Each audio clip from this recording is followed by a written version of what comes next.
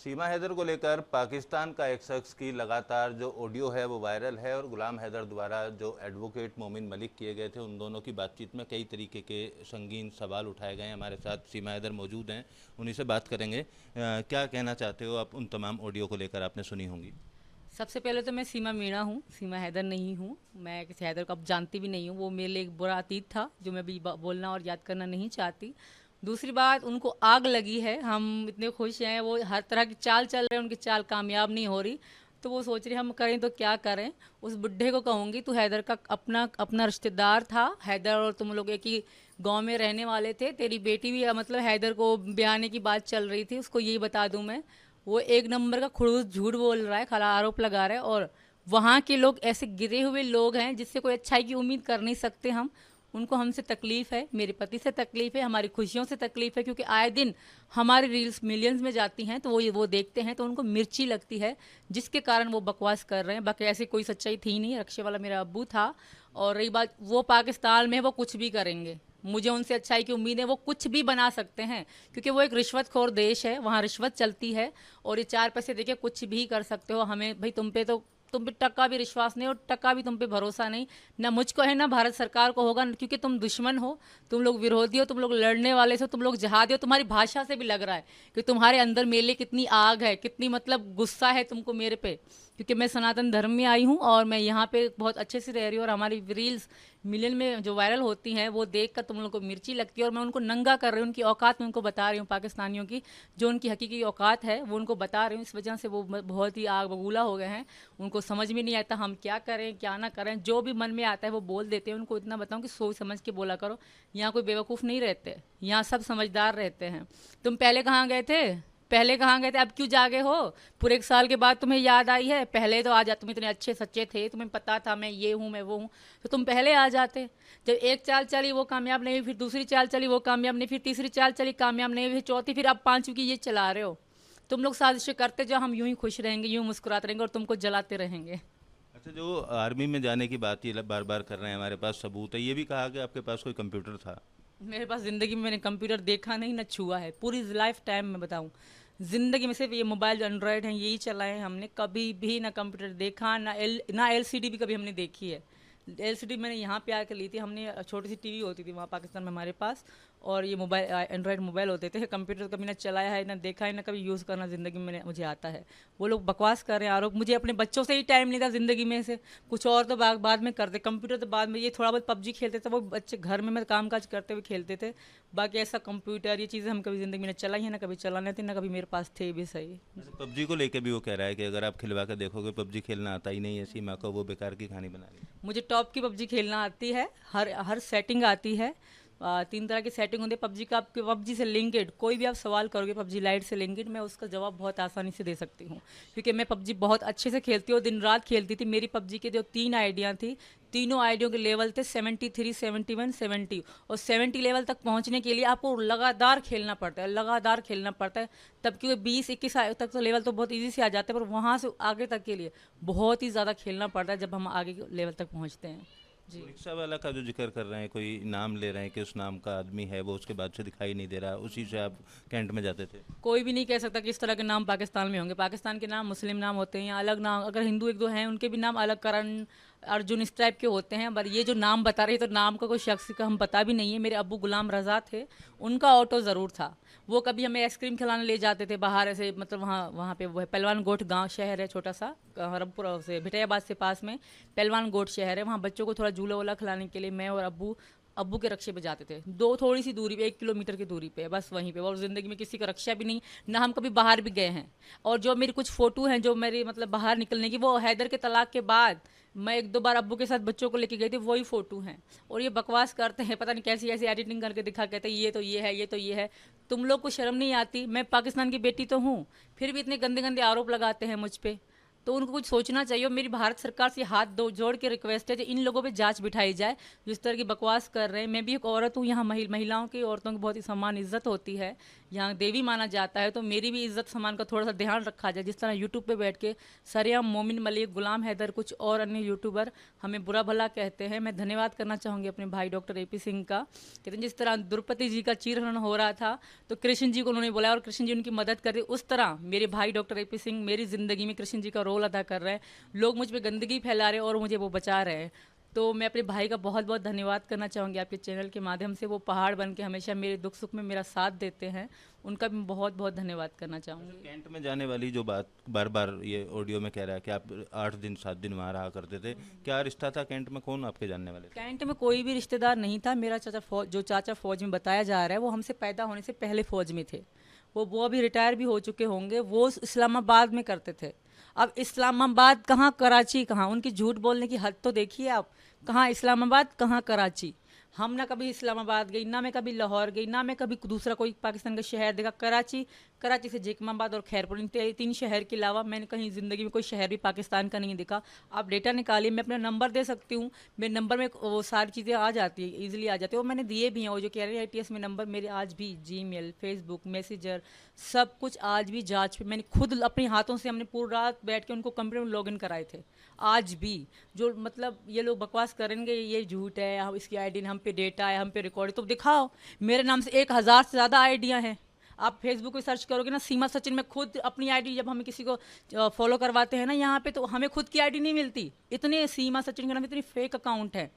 तो वो कह रहा है कि सीमा सचिन की मेरे पास कॉल हिस्ट्री है, तो दिखाओ। मैं तो कह रही हूँ तुम दिखाओ, रिकॉर्डिंग भी होगी वो भी दिखाओ, मैं तुमसे बात कर रही होंगी। तो खरा सरासर बकवास कर रहे हैं। और आरोप लगाया जा रहा है उनकी तरफ से कि कोई व्हाट्सअप नंबर जो पाकिस्तान का था आपने यहाँ से भेजा, फिर वहाँ से कोड लिया, फिर व्हाट्सअप चलाया, इस तरीके की भी बात। ऐसा होता तो सब लोग ऐसे ही करते, सब लोग ऐसे ही करते। अच्छा, मतलब मेरे पास व्हाट्सअप है ही नहीं। मैं दिखाऊँ आपको, हमें पे 2 व्हाट्सअप है, एक सचिन के फ़ोन में व्हाट्सअप है, एक मेरे फ़ोन में व्हाट्सअप है। तो उनका व्हाट्सअप यहाँ कैसे चल सकता है? एक बेवकूफ़ी की एक हद होती है, एक लिमिट होती है, वो तो हद ही क्रॉस कर रहे हैं बेवकूफ़ी जहालत की। उनको ये नहीं पता कि ये हिंदुस्तान है, हिंदुस्तान में पाकिस्तान का नंबर कैसे चलेगा बताओ? कैसे कोड जा सकता है हिंदुस्तान के, मतलब यहाँ हिंदुस्तान के नेटवर्क है ना, पाकिस्तान का नंबर यहाँ कैसे चलेगा? ये बेवकूफ़ी की हद होती है। वो सिर्फ उनकी चाल है कि हम सीमा को फंसाएं, सीमा परेशान हो जाए, सचिन को जेल हो जाए, सीमा फिर पाकिस्तान आएगी सचिन। और हमें इतनी धमकियां दी जाती हैं, आपके चैनल के माध्यम से बता रही हूँ। कल से हमारे पास 2 पुलिस वाले सिक्योरिटी बैठे, क्योंकि सूचना से पता पड़े कि सचिन की जान को खतरा है, क्योंकि वो धमकियां दे रहे हैं कि सचिन को ही मार देंगे तो सीमा कहाँ जाएगी। तो इनकी जान को खतरा है। ये लोग धमकियां, रेगुलर हमें धमकियां डरा धमका रहे हैं। व्हाट्सएप पे, इंस्टाग्राम पे और फेसबुक मैसेंजर पे हम लगातार हमें धमकियां मिल रही हैं कि सचिन को मार देंगे, फिर तुम क्या करोगे, तेरे पर तेजाब गिरा देंगे, अलग अलग गंदी गंदी तरीके हमें धमकियां लोग दे रहे हैं। तो ये लोग जो धमकी देने वाले हैं पाकिस्तान के ही हैं सभी? कुछ पाकिस्तान के, कुछ जो उनसे बात कर रहे हैं हिंदुस्तान में रहकर भी, कुछ वो भी हैं। कुछ हिंदुस्तान में रहते हैं और पाकिस्तान बात करते हैं, वो भी लोग हैं। क्या जवाब देना चाहोगी पाकिस्तान के लिए सीधी भाषा में, अगर कहोगे इस तरीके की हरकत? मैं उनको यही कहूँगी, मैं तुम लोग को यूं ही नंगा करती रहूँगी, जो तुम्हारी असलियत है यहाँ दिखाती रहूँगी। तुम जो ये झूठ का चोला पहन के बैठे हो वो कभी भी नहीं पहनने दूंगी। मैं तुम्हें सच्चाई तुम्हारे सामने ला के दिखाऊंगी। तुम हिंदुस्तान से कितनी नफरत करते हो, हिंदुस्तानियों से कितनी नफरत करते हो, ये भी पता है हमको। वो हिंदुओं को वहाँ पास तक बैठने ही नहीं देते और आज कह रहे हैं हम इतने अच्छे बन रहे हैं। तुम्हारी सारी हकीकत हिंदुस्तान को पता है। और जहाँ जो POK में जो ये हादसे हुए, अभी TV में चल रहा था, वो भी हिंदुस्तान आना चाहते हैं इसी वजह से कि वहाँ इस तरह के जाहिल जहादी लोग रहते हैं, उनको जीने नहीं देते। मेरे साथ भी तो यही चल रहा था, जीने नहीं दे रहे थे मुझे। जब मैं हिंदुस्तान आई कुछ चैन की सांस ली है। उनको यही कहूँगी, मैं यूपी में हूँ, उत्तर प्रदेश में हूँ, मेरा तुम लोग बाल भी बाका नहीं कर सकते। पहले भी आपका एक वीडियो वायरल कर दिया था मारपीट वाला, इस तरीके से लगातार वीडियो वायरल करे जा रहे हैं, क्या मकसद लगता है? उनका एक ही मकसद है, हमें परेशान करना, सचिन जी को परेशान करना, मेरी मीना फैमिली को परेशान करना, और मुझे पाकिस्तान, बच्चों को पाकिस्तान वापस ले जाना, और हमें कड़ी से कड़ी सज़ा देना चाहते हैं। एक कोर्ट में भी केस डाला हुआ है मोमिन मलिक ने, 27 तारीख को आप लोगों की पेशी है उसमें, क्या लगता है केस में कितना दम होगा उसमें? देखिए, अभी तक तो नोटिस हमें आया नहीं है। जब नोटिस आएगा तो हम देख लेंगे। भाई मेरी भी तो सुनेंगी अदालतें, भारत की अदालतें मेरी भी तो सुनेंगी। मुझ पे जुल्म किए गए, मुझ पे अत्याचार किए गए, मुझे दुखी परेशाान किया गया, फिर यूं ही छोड़ दिया गया 4 बच्चे देकर। तभी मैं इतनी अकेली हो गई। फिर मेरे अब्बू मेरे साथ, उनकी डेथ, फिर मैं यहाँ आई। जो मेरे साथ बुरा सलूक हुआ है वो मैं उनको दिखा तो नहीं सकती, क्योंकि प्रूफ मेरे पाकिस्तान में है और पाकिस्तान का एक एक व्यक्ति मेरे खिलाफ है। मैं बता तो सकती हूँ कि हाँ ऐसा मेरे साथ हुआ था, समझा तो सकती हूँ कि ये जगह पे ये चीज़ें मेरे साथ हुई थी। तो मुझे भी अदालतों पे विश्वास है, मेरे बच्चों की सुनी जाएगी। हमें यूं ही पाकिस्तानियों के कहने पे हमें कोई सज़ा नहीं मिलेगी, क्योंकि भारत सरकार इंसाफ करती है। यहाँ सब सत्य सत्य की जीत होती है, सत्य विजेता होता है। तो हमें भी विश्वास है, हम भी लड़ेंगे केस। बार बार गुलाम हैदर इस बात को कहता है जब भी वो मीडिया के सामने आए या सोशल मीडिया पे आए कि मैंने तलाक नहीं दिया है और हिंदू धर्म अपना लिया है, मेरे नाबालिग बच्चों को हिंदू धर्म अपना लिया है, इसी को आधार बनाकर केस डाला गया है। देखिए, पहली पत्नी को उसने तलाक दिया, उसका तलाकनामा कहाँ है? तलाक ये ऐसे 3 तलाक एक इंसान 2 इंसान के सामने बैठ के दे देते हैं और औरत को फ्री कर देते हैं, खुद आज़ाद हो जाते हैं। इन्हीं शुरू से लेके रीत रिवाज चलता आया है। ऐसा नहीं कि अनोखी मेरी तलाक ऐसे हुई है, सबकी बहुत सारे वहाँ मिसालें हैं जिनकी तलाक, उसकी पहली पत्नी को तलाक दी, कोई तलाकनामा नहीं है। ये हमेशा से शुरू से लेके चलता आ रहा है, यूं ही तलाक दे दी, निकाल दी। तो इसमें प्रूफ की कोई बात ही नहीं। पाकिस्तान में एक ही प्रूफ बोलूँगी कि 3 तलाक आज भी चल रही हैं। तो कोई भी आदमी किसी भी समय तलाक देके पत्नी को घर से निकाल देता, आज भी चल रही हैं।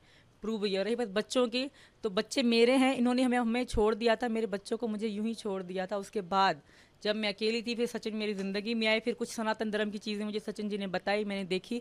हालांकि कृष्ण जी को मैं शुरू से लेके ही मतलब मुझे चाहती थी, मुझे कृष्ण जी अच्छे लगते थे। उनकी एक राधा कृष्ण सीरियल चलता था, उसमें मुझे बहुत ही ज़्यादा उनकी स्टोरी अच्छी लगती थी। फिर मेरे ज़्यादा पता नहीं कि उनसे बहुत ज़्यादा मतलब अटैचमेंट हो गया, बहुत मैं चाहती बस सारा दिन कृष्ण राधा कृष्ण जी की मैं वो भजन सुनती थी। उसके बाद मेरी तय कर लिया कि मैं अब हिंदू बनना है मुझे, कुछ भी। पाकिस्तान की बात है, यहाँ की नहीं। पाकिस्तान में मैं हिंदू बनी, पाकिस्तान में बच्चों के नाम चेंज किए, राज, परी, प्रियंका, मुन्नी, और उसके बाद हम यहाँ आए। उसके 3-4 महीने बाद हम यहाँ आए, फिर हमने नेपाल में शादी करी। उसके बाद फिर मैं वापस गई, फिर मेरी मांग में सिंदूर, गले में मंगलसूत्र, बहुत सारी रील हैं जो डेट के साथ पाकिस्तान में पड़ी हुई है, वो सब थी। उसके बाद फिर मैं इंडिया आई। अब ये जो ऑडियो में बोलने वाला शख्स है, इसको क्या कहोगे आप सीधी भाषा में? इसको यूं ही कहूंगी, मैंने कहा तुमको नंगा करके दिखाऊंगी मैं। तुम्हारी आवाज़ से ही लग रहा है कि तुम कितने जल रहे हो, और तुम्हें यूं ही जलाते रहेंगे हम, और तुम यूं ही जलते रहोगे। मेरा बाल भी बाका तुम लोग नहीं कर पाओगे, क्योंकि मैं हिंदुस्तान में हूँ, उत्तर प्रदेश में हूँ। तुम्हारे ड्रामे, तुम्हारा झूठ हमारी ज़िंदगी में चलने वाला नहीं है, क्योंकि मैं तैयार हूँ। जिस तरह की मेरी जाँच की जाएगी मैं तैयार हूँ, जिस तरह की पूछताछ होगी मैं तैयार हूँ। मेरे पति तैयार है, हमारा परिवार तैयार है। तो तुम्हारी चाल चलने वाली ने, हिंदुस्तान सचिन जी का है, तुम्हारे बाप का नहीं है। तो हिंदुस्तान सचिन जी की एक बार ज़रूर सुनेगा, यहाँ की सरकार इनकी ज़रूर सुनेंगी।